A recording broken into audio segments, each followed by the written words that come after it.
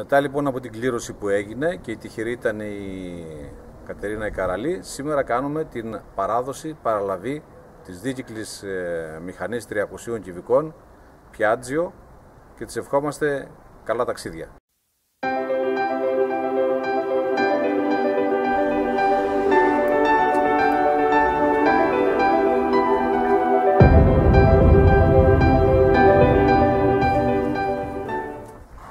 Στη γιορτή κρασιού που πραγματοποιήθηκε στην πόλη μας τον Αύγουστο του 2015, ο σύλλογός μας πραγματοποίησε λαχεοφόρο αγορά και στην κλήρωση που έγινε την τελευταία ημέρα της γιορτής κρασιού, η τυχερή του λαχνού ήταν η πατριώτησά μας, η Κατερίνα η Καραλή, και τη συγχαίρουμε και αυτήν και την οικογένειά της και πιστεύουμε στο μέλλον να έχει και μεγαλύτερη τύχη. Κατερίνα μου, συγχαρητήρια. Ευχαριστώ. Να είσαι καλά και πάντα να είσαι τυχερή και εσύ και η οικογένειά σου. Ευχαριστώ.